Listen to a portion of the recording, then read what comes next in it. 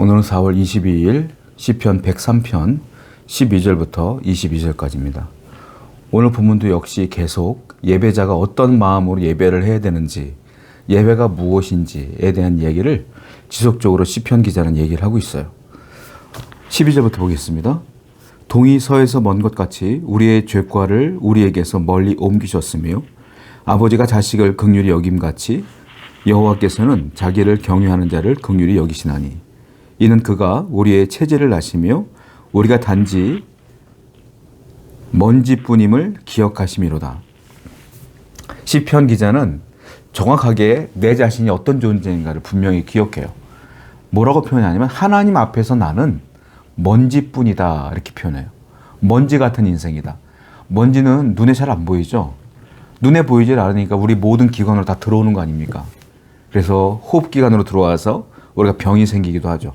그만큼 미세하고 안 보이는 존재라는 거예요. 하나님 보실 때에 우리의 존재는 그러하다라고 시편 기자는 인정해요.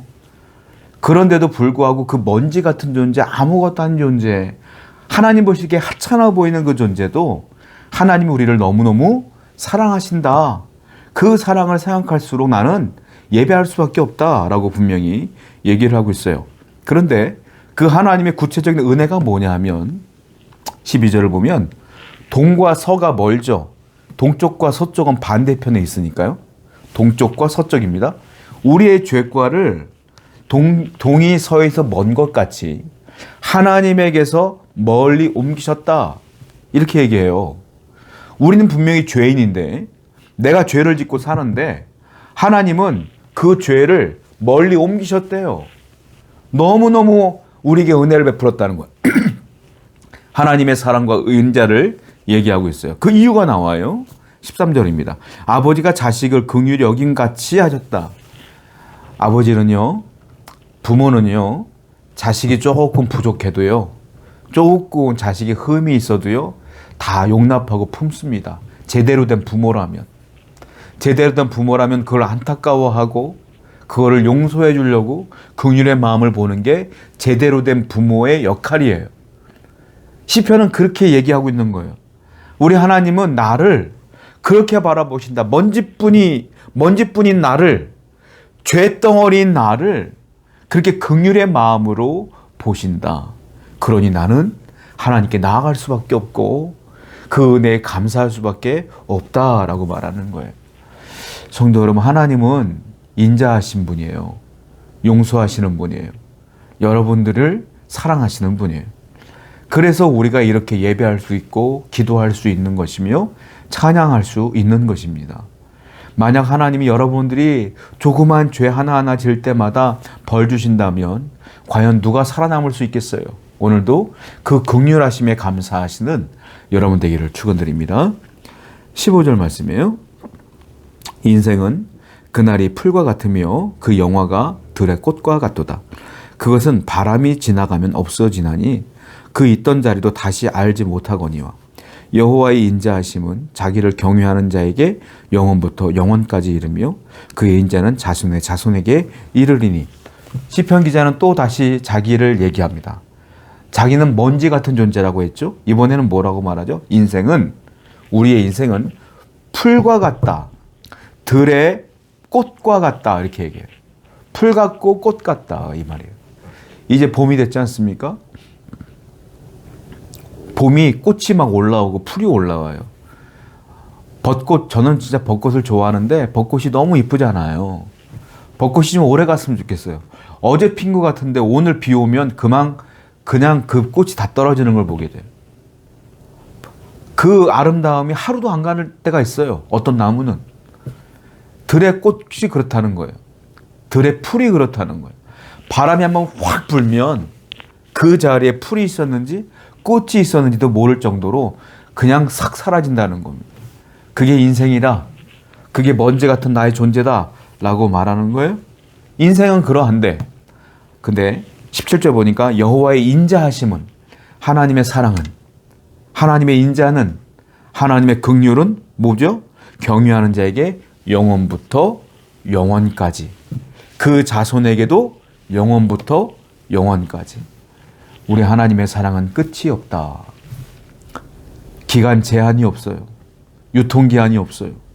우리 하나님의 사랑은 여러분들의 생명이 끝나는 날까지, 그리고 여러분들의 후손도 여러분들을 따라 하나님을 섬기는 백성이라면 그 인자하심이 그 후손에게도 영원토록.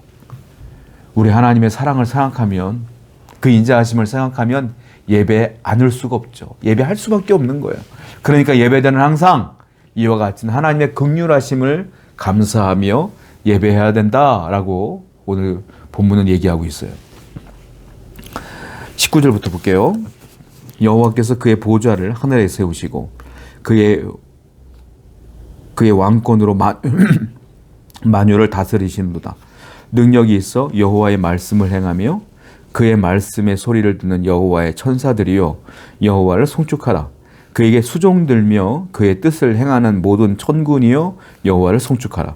여호와의 지으심을 받고 그가 다스리시는 모든 곳에 있는 너희여 여호와를 송축하라. 내 영혼아 여호와를 송축하라. 여호와를 송축하란 말이 계속 반복되어지는데 이건 예배입니다. 예배해야 된다는 거예요. 그런데 예배가 단순히 우리가 내가 혼자 교회에 나와서 여러 사람들과 함께 예배드리는 것, 이것이 예배라고 생각하는데 그 개념이 아니라는 거예요. 예배의 개념은 온 우주적 개념이라는 거예요.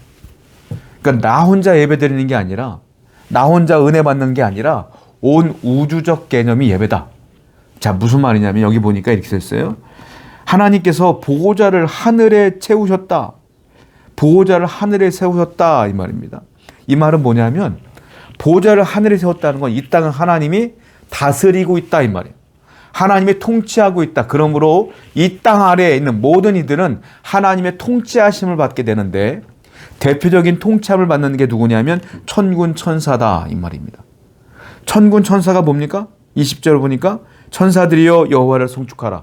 그 천사들도 늘 하는 게 하나님을 예배하는 것이다. 그리고 21절 보니까 그 천사들이 하나님을 수종들며 그의 뜻을 행하는 모든 천군이여 여호와를 송축하라. 즉 순종하며 산다. 천사들도 하나님께 순종하며 예배하며 산다. 그리고 맨 마지막 절에 보니까 여호와의 지으심을 받고 그의 다스리심을 모든 통치를 받는 너희들도 뭐하라? 예배하고 송축하라. 예배는요, 여러분들이 주일날 교회 나와서 예배 드릴 때에 그 예배는 여기 있는 사람 저기 있는 사람들이 예배 드리는 게 아니라 여기는 보이지 않는 천군 천사들도 함께 예배하는 우주적 개념의 예배라는 거예요. 그리고 하나님이 이 장소에 임재하신다는 거예요. 하나님이 통치하시고 다스리신다는 거예요. 그러니까 예배 이 현장에는 하나님의 성령이 운행하심이 나타난다. 그러니까 이 예배가 얼마나 중요하고 얼마나 귀하다는 것을 우리가 알아야 된다는 거예요. 성도 여러분, 오늘도 하나님의 은혜 가운데 예배하는 진정한 예배자가 되어 예배의 은혜를 누리는 여러분 되기를 축원드립니다. 기도하겠어요. 항상 하나님의 인자하심을 따라 긍휼하심에 감사하여 예배하는 성도들 되게 하여 주시옵소서. 예수님의 이름으로 기도드렸습니다. 아멘.